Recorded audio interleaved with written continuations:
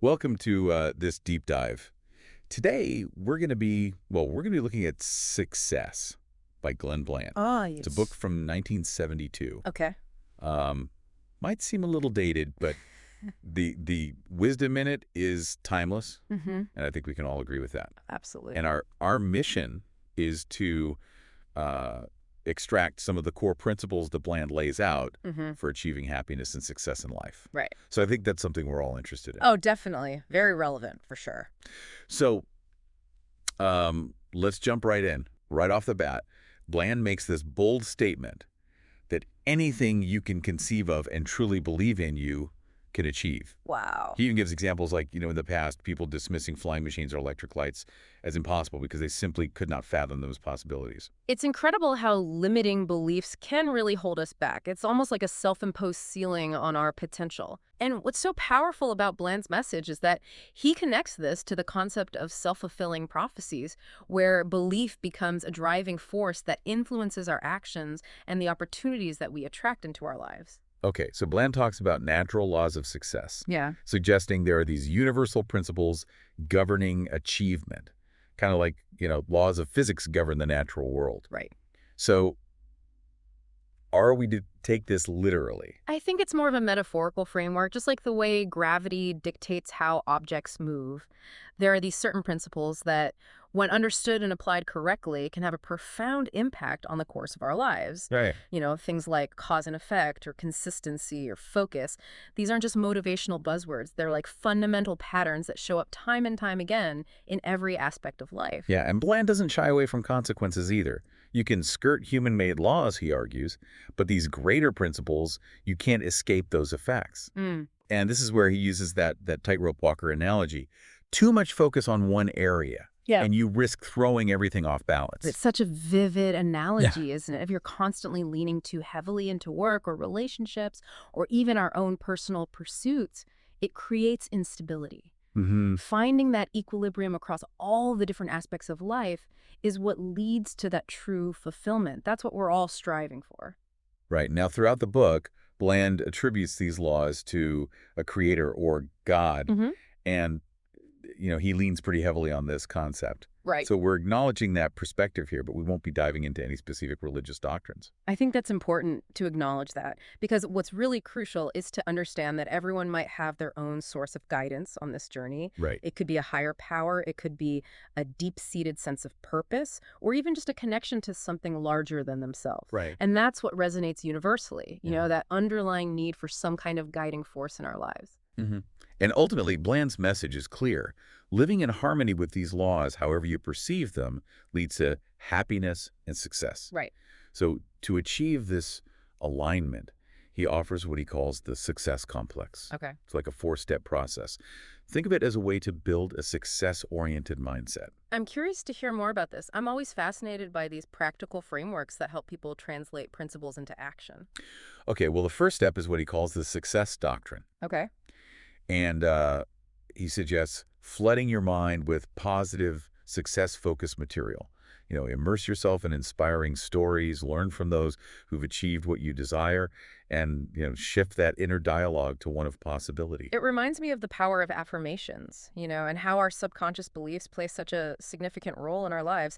It's almost like by feeding our minds with this constant stream of uplifting and empowering content, we're actually rewiring our internal programming for success. Hmm, Think of it as replacing that negative self-talk with an internal cheerleader, one that's constantly rooting for you to win. I like that. Mm. Step two is success orientation. Okay. And Bland suggests that by truly absorbing that first step, the success doctrine, you're going to gain a deeper understanding of yourself Right. and others. Mm-hmm. And it's almost as though success becomes a lens through which you view the world. It's fascinating how inner growth can have such a ripple effect on our interactions with others. It's like by truly grasping these success principles, we're better equipped to connect with people on a deeper level. Hmm. That shared understanding can lead to stronger relationships, and it can open doors to collaboration and mutual growth. Okay, next we have inner happiness. Hmm.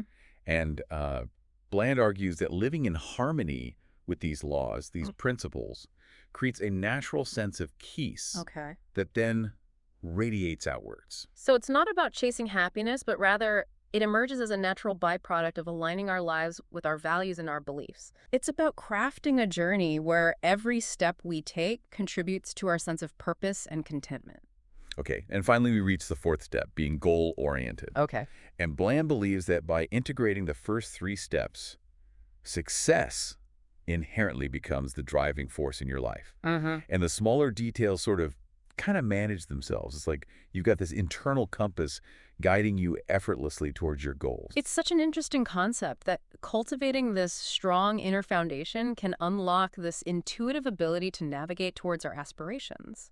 And while practical planning and action are still crucial, Bland's emphasizing this power of inner alignment as a catalyst for achievement, almost like it becomes effortless. Okay, so Bland talks about his 4 areas of balanced living. Okay. He identifies 4 pillars: spiritual, financial, educational, and recreational. Right. And remember that tightrope walker? Right. Lean too heavily into one area, and you risk toppling over into unhappiness. It's almost eerie how relevant that is to our world today. With this constant bombardment of information, the pressure to succeed, it's easy to feel overwhelmed and lose sight of that balance. It Hmm. really does echo what we see today, with the emphasis on work-life balance, mindfulness, the interconnectedness of our well-being. Yeah. It's remarkable how this wisdom from decades ago still applies to the challenges we face in our modern lives. Right. Really is. Now let's move into financial balance. Yeah. This is where Bland gets incredibly specific. Okay. And I think his approach to managing money might surprise you. Well, I'm definitely curious to hear about his perspective, especially considering he wrote this in a very different economic landscape than what we're experiencing now. It'll be interesting to see how his principles hold up in our current world. Okay, so he tells this cautionary tale Mhm. about 9 financiers from 1923 Okay. who were incredibly successful. Right.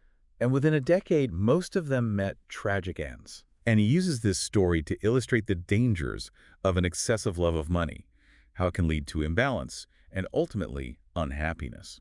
It's a sobering reminder that success based solely on material wealth is often fleeting.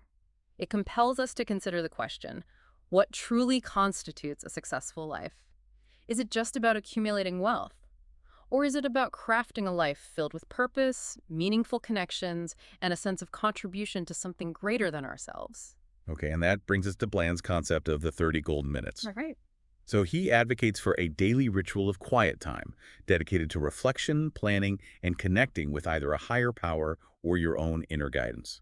It's amazing how this aligns with the current emphasis on establishing those morning routines, mindfulness practices, and the importance of setting a clear intention for the day.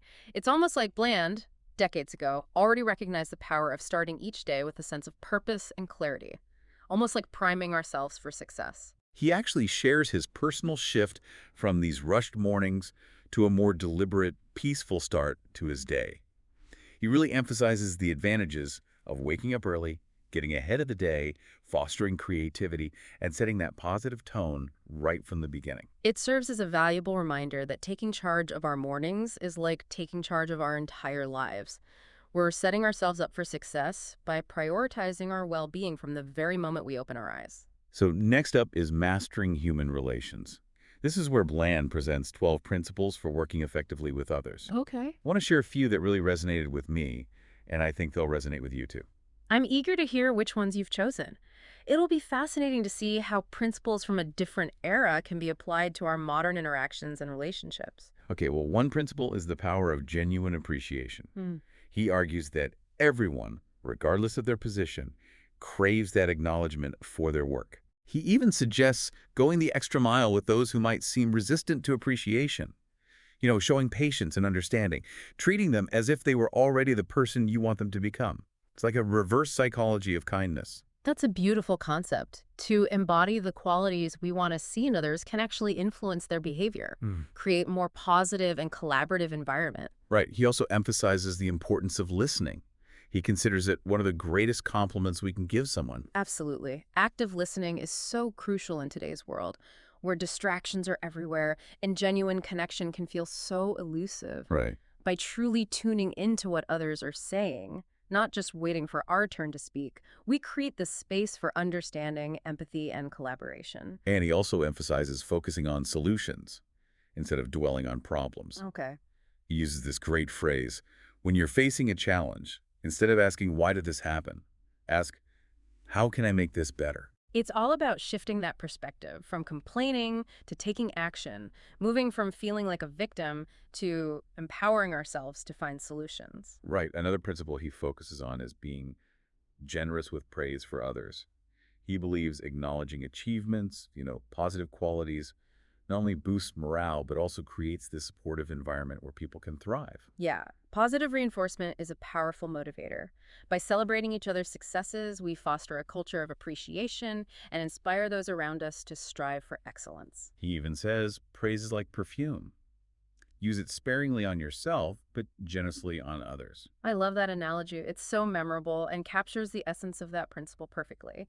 It encourages us to be humble and to recognize others' contributions without getting caught up in self promotion. Next up, patience and kindness. Ah, yes, those essential qualities for building those strong relationships and navigating those inevitable ups and downs of life. And Bland shares this amusing anecdote about two vultures perched on a dead tree in the desert.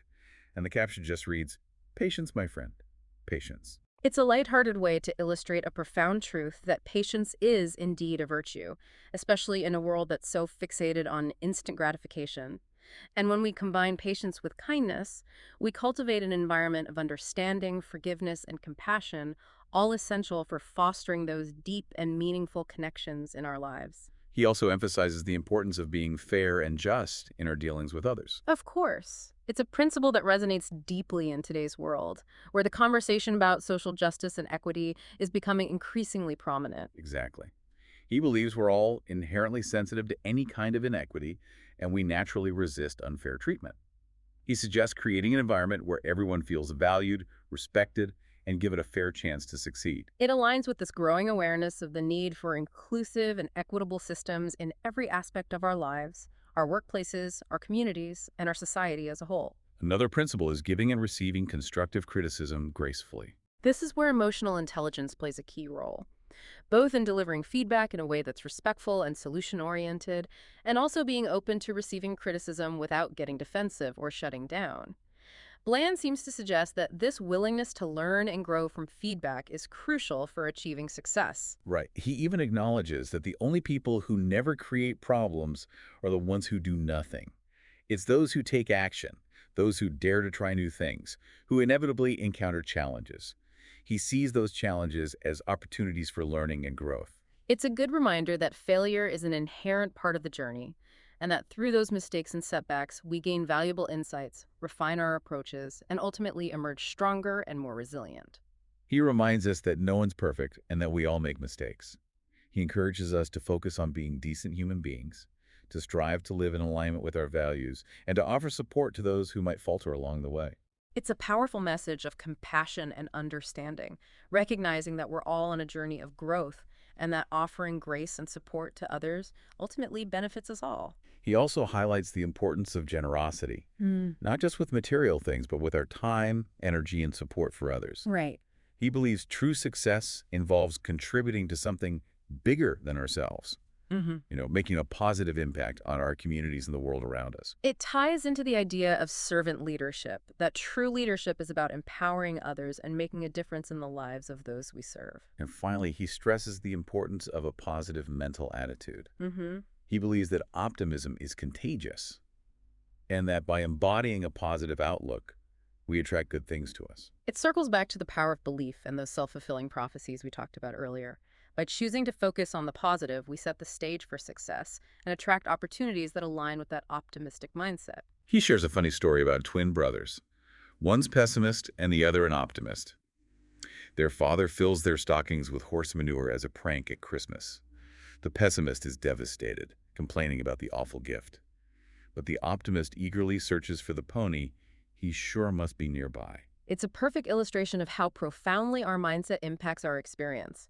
By choosing to view challenges and setbacks through a lens of optimism, we're more likely to find solutions, discover hidden opportunities, and maintain a sense of hope even when faced with adversity. And Bland believes that these 12 principles, when consistently applied, can have a transformative effect on our relationships and pave the way for great achievements. It's a valuable message for today's world, where success is often interconnected with collaboration and our ability to work effectively with others. Okay, so ready for the next chapter.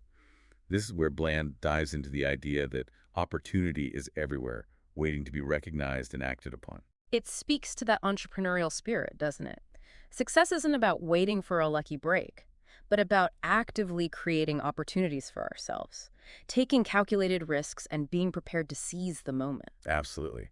And to illustrate this, he shares this great story about an oil worker who decided to take a chance and become an independent wildcatter. His friend was terrified of failing, so he turned down the offer to join him. And guess what? The wildcatter ended up achieving incredible success while his friend was left with nothing but a modest pension.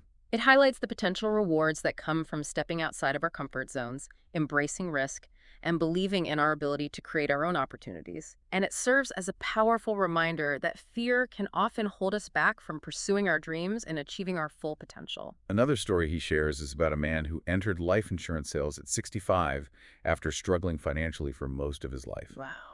He ended up becoming incredibly successful, earning more in retirement than he ever had before. It's a fantastic example of how opportunity can present itself at any age. It challenges the notion that our options diminish as we get older. It's about our willingness to adapt, learn, and embrace new challenges no matter what stage of life we're in. And Bland points out that opportunity is often disguised as a problem or an obstacle. He encourages us to shift our mindset and start viewing those challenges as potential springboards, not roadblocks. It's about looking for that silver lining, right? Even in the most challenging situations, there might be hidden opportunities waiting to be discovered. And he really stresses taking action. He compares opportunity without action to a seed that's never planted. It has potential, but it'll never bear fruit without effort and cultivation. It's a good reminder that success requires more than just wishful thinking. It demands action. Bland sees opportunity as a gift, but it's a gift that requires us to participate actively in our own success. He encourages us to believe in our capacity to create change and be resourceful and take those bold steps towards our dreams. It's such an empowering message. We're not simply pawns of fate. We have the power to shape our own destinies. By cultivating a mindset of opportunity and embracing action, we unlock our potential to create a fulfilling life. Okay, let's move into time control and action. Okay. Bland really drives home the point that time is our most precious resource. Once it's gone, it's gone. It's a universal truth, isn't it? The fleeting nature of time and how we choose to spend it ultimately determines the course of our lives. He even calculates that the average person has 2,229 hours of leisure time every year. Wow, that's a lot of time. And he challenges us to see this not as a time to just unwind, but as an opportunity for personal growth, for learning, for pursuing things we're passionate about. It's taking the concept of leisure time and elevating it from mere relaxation to a valuable resource for self-improvement and fulfillment. Right, and he contrasts this productive use of time with, well, the dangers of idleness Right. and uncontrolled spending. He tells this story about a really talented restaurateur who built successful businesses over and over again, Okay. but he kept losing them all. Why? Why? Because he just couldn't manage his leisure time. He was always chasing pleasure, and it ultimately led to his downfall. It's a cautionary tale about the need for balance and moderation. While leisure time is certainly important for recharging and having fun, an excessive focus on pleasure can lead to a lack of purpose and ultimately hinder our overall happiness and success. Then he shares a story about a painter Okay. who dreamed of creating this masterpiece, Mm-hmm. but he could never find the perfect moment or the perfect conditions. He spent his life just planning and dreaming, but he never actually did anything. Oh, wow. And guess what? He died with that masterpiece still unpainted. That's heartbreaking. But also a powerful reminder that action, even imperfect action, is better than inaction. The perfect moment might never come, so it's up to us to create it. Right, he's basically saying that time control isn't just about managing our schedules. It's about making sure our actions are aligned with our priorities, making conscious choices about how we're spending our time and ensuring our activities are contributing to those long-term goals and aspirations. It's about being intentional with our time, focusing on what truly matters, and making choices that are aligned with our values and what we want to achieve. Okay, well, that brings us to the end of part one. It's been a fascinating exploration of these timeless principles, and it's remarkable how relevant they remain in our modern world. I'm curious to see what other insights Bland has in store for us in the next section. I am too. So ready to continue exploring Bland's success? Definitely. We've already covered so much ground. The power of belief and the tightrope walker analogy for balance and those 12 principles for relationships, not to mention that idea that opportunity is all around us if we can just recognize it. Oh, yeah, and remember how important it is to control our time. Absolutely. Well, in this section, Bland brings it all together in his final chapter, The Way is Given. He suggests that the key to happiness and success lies within each of us. Interesting, kind of like this concept of self-discovery, tapping into our unique talents and realizing our true potential instead of constantly searching for external validation. Maybe the map to our treasure is actually a mirror. That's a brilliant way to put it. Bland actually tells this story about the wise men hiding the secret to happiness and success within humans themselves, figuring we would exhaust every other possibility before finally turning inward. That makes sense. I mean, so often we get caught up in seeking validation and fulfillment from external sources, like achievements, possessions, the approval of others. Bland seems to be suggesting that genuine happiness and true success come from cultivating those inner resources and aligning our lives with our authentic self. And he doesn't just stop at this abstract idea. He actually offers practical guidance on how to access this inner potential, encouraging us to look to the teachings of Jesus for wisdom. That's interesting. While Bland does incorporate these spiritual principles into his framework, his message can still resonate deeply with those who don't necessarily subscribe to a specific religious belief system. It's more about finding those guiding principles that inspire us, connecting with a sense of purpose beyond just material pursuits, and living a life that fosters inner peace and fulfillment. Before we move on to the final part of our deep dive, I think it would be helpful to recap the key takeaways from Bland's success, just to make sure we're all on the same page. Absolutely. It's always good to distill these key insights so our listeners can really absorb the most impactful points. Okay, so first and foremost, believe in yourself and the vision you have for your life. Bland reminds us that anything we can conceive of and truly believe in, we can achieve. Our beliefs have this incredible power to shape our actions, to attract opportunities, and to ultimately influence the outcome of our journey. Right. It's all about understanding the profound impact our mindset has on our reality. When we cultivate that deep belief in our ability to succeed, we set the stage for reaching our goals and fulfilling our potential. Second, align yourself with those universal principles. Remember, Bland talks about how success isn't random, but rather it follows certain patterns and principles. Just as there are laws governing the natural world, there are principles governing success. Whether you interpret this metaphorically or spiritually, understanding and applying those principles can make all the difference in our pursuit of our goals. Absolutely. And we can learn so much from observing successful people and studying the principles that have guided them to their achievements. By recognizing those patterns, we can gain insights into the strategies and mindsets that lead to positive outcomes. Third, and I think this is really crucial, seek balanced living. Bland emphasizes the importance of nurturing all areas of our lives, the spiritual, the financial, the educational, and the recreational. Remember that tightrope walker analogy. Too much focus on one area throws us off balance, leading to dissatisfaction and ultimately hindering our overall success. It's a holistic approach to well-being, recognizing that true fulfillment comes from crafting a life filled with purpose, meaningful relationships, and a sense of equilibrium across those different dimensions. It's about tending to our physical health, nurturing our intellectual curiosity, engaging in activities that bring us joy, and connecting with a sense of purpose that goes beyond just chasing material wealth. Fourth, control your thoughts. Mhm. Bland reminds us that we literally become what we think about. He encourages us to be mindful of the content we're feeding our minds and to consistently choose positive, uplifting, and empowering thoughts and affirmations. This is all about understanding the power of our subconscious beliefs. When we intentionally focus on positive thoughts and affirmations, we're essentially rewiring our brains for success. We're replacing those limiting beliefs with empowering ones and creating an internal environment that supports our growth and aspirations. Fifth, don't let money become your master. Bland cautions against letting the pursuit of wealth consume us, stressing the importance of financial balance. Wealth without happiness is essentially meaningless. True fulfillment comes from aligning our financial goals with our values and using our resources to create a life of purpose and meaning. Right. It's about having a healthy relationship with money, recognizing it as a tool for achieving our goals, but not letting it become our sole source of identity or validation. We should strive to use our financial resources responsibly, generously, and in alignment with what truly matters to us. Sixth, remember those 30 golden minutes we discussed. Bland advocates for a daily practice of quiet time, dedicated to reflecting, planning, and connecting with our inner selves. whether through prayer, meditation, journaling, or simply sitting in stillness. It's a practice that aligns with the increasing importance placed on mindfulness and intention setting in our modern world. By starting each day with a moment of stillness and reflection, we can set a positive tone for the day ahead and ensure our actions are aligned with our values and goals. Seventh, master human relations.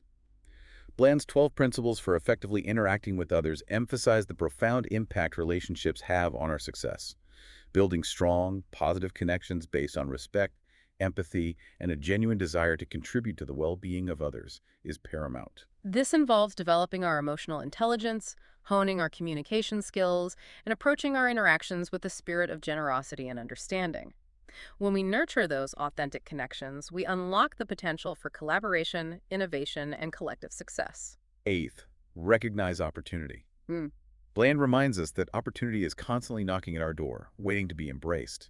He challenges us to shift our mindset and see challenges not as insurmountable roadblocks, but as potential springboards for growth and innovation. Right. It's about cultivating a sense of curiosity, being open to new experiences, and stepping outside our comfort zones to explore new avenues for achievement. Opportunity often arises in unexpected places, and by embracing those challenges, we might discover hidden strengths and untapped potential within ourselves. And ninth, take control of your time. Remember, Bland stresses that time is our most precious resource, one we can never reclaim once it's spent. He encourages us to prioritize our tasks, manage our schedules effectively, and make sure our daily activities are contributing to our long-term goals. It's about moving beyond simply being busy and focusing on being truly productive. We need to make conscious choices about how we allocate our time, eliminate distractions, and create systems that support our priorities and aspirations. By mastering time management, we gain control over our lives and maximize our ability to achieve our goals. And finally, take action. Bland reminds us that dreams without action remain just that, dreams. It's about putting those plans into motion, trusting in our ability to make things happen, and taking those bold steps toward creating the life we envision. Absolutely. Success demands more than just good intentions or wishful thinking. It requires effort, persistence, and the courage to take those concrete steps toward our aspirations. By embracing action, we transform those dreams into reality. So, those are 9 powerful principles from Glenn Bland's Success. It's amazing how these timeless insights penned over 50 years ago still hold true today, offering us guidance on the path to happiness and fulfillment in our modern world. It's a testament to the enduring nature of human aspirations, our desire to create meaningful lives, achieve our goals, and leave a positive mark on the world. Bland's wisdom provides a roadmap for navigating this journey, reminding us that success is not merely about external achievements, but also about cultivating that inner foundation of belief, balance, and action. All right, ready to dive into this last part, Bland's success? Let's do it. We've uncovered so many great insights already, from the power of belief to the tightrope walker for balance to those 12 principles for better relationships. And who can forget that opportunity is everywhere? Oh, and of course, taking control of our time. It, Well, Bland lays out his plan of action in this section. He gives a step-by-step guide to actually putting all these principles into practice. Interesting. He starts with what he calls a personal affirmation. So maybe this is like creating a mission statement, defining who you want to be and what values you're going to live by. You got it. He actually encourages us to think deeply about who we want to become, spiritually, financially, educationally, recreationally. Okay. And he says to write it all down, like a description of your ideal self in each of those 4 areas of balanced living. That sounds like a really powerful exercise, taking the time to actually articulate those aspirations can make them so much more real and attainable. Absolutely, and he follows that with an honest assessment of our present situation. Okay. He wants us to be brutally honest with ourselves about where we stand in each of those areas and acknowledge any gaps between our current reality and that vision we just created. That takes a lot of self-awareness and courage to confront those shortcomings without judgment, but it's essential if we want to grow and improve. And he's big on writing it all down. Makes sense. He actually provides charts and worksheets in the book to help organize our thoughts, goals, plans, get it all out of our heads and onto paper. I love that idea. There's something about putting it all down in writing that makes it feel more real and actionable, like we're making a commitment to ourselves. Then we get to the core of his plan, setting goals. Okay. He says we should establish clear objectives in each of the 4 areas, the spiritual, financial, educational, and recreational, and then break those down further into short range, intermediate range, in ultimate goals. So short range would be like 1 year? Exactly. Intermediate range, 5 years. And then ultimate goals are those lifetime achievements we're aiming for. It's a really smart approach to goal setting, because achieving anything significant usually requires a blend of short-term wins, those mid-range milestones, and then that overarching long-term vision. It keeps us motivated and helps us make progress over time. He even provides questions to guide us in this process. For example, in the financial area, he asks, do you have a budget? Are you investing wisely?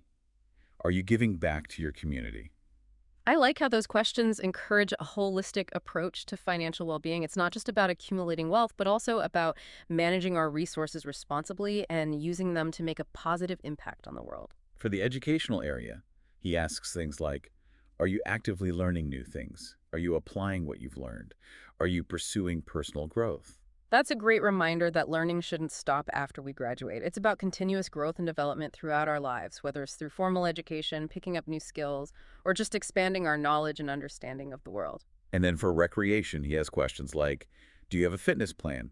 Are you prioritizing activities that bring you joy? Are you taking breaks and vacations? Those are all so important. We can't pour from an empty cup, so taking care of our physical and mental well-being is essential for achieving success in any area of life. Next, he introduces a monthly activity calendar. Okay. This is a tool for breaking down those goals into manageable monthly actions. He really emphasizes being specific, detailing what you're going to focus on each month to move closer to your goals. That's a great way to create a visual representation of our progress and make sure we're staying on track. It also helps break down those larger goals into smaller, more manageable steps, which can make the whole process feel less overwhelming. He takes it a step further with a weekly activity planner. Okay. This is where you outline those top priority items for each week, making sure everything's aligned with your monthly and yearly goals. It's taking those monthly actions and breaking them down even further into bite-sized pieces that we can tackle week by week. That level of detail can really help us stay focused, prevent procrastination, and maintain momentum. And finally, he has a daily activity planner for those specific tasks and appointments we'll tackle each day to make the most of our time. So it's like taking those weekly priorities and integrating them into our daily routines, creating a structure that maximizes our productivity and ensures we're spending our time on what matters most. Bland concludes by saying, stick with your plan. It will work if you believe it will. It's all about trusting the process, staying committed, and having that unshakable belief in our ability to make our dreams a reality. Such an inspiring message. It reminds us that the power to create the life we want ultimately resides within each of us. By setting those clear goals, developing a plan, and then taking consistent action, we can achieve extraordinary things. So that wraps up our deep dive into Glenn Bland's success. We explored those timeless principles, his plan of action, and really tried to distill those key takeaways that can help us all on our own journeys toward happiness and fulfillment. It's been a fascinating exploration, and Bland's insights, though, from a different era, remain remarkably relevant in our modern world. His work is a testament to the enduring power of human aspirations and the inherent potential that resides within each and every one of us. And before we sign off, we want to leave you with a final thought to ponder. While Bland focuses on individual success, how can we apply these principles collectively to create a world that's not only successful for ourselves, but also for our communities and future generations? Until next time, keep striving for that success in all areas of your life.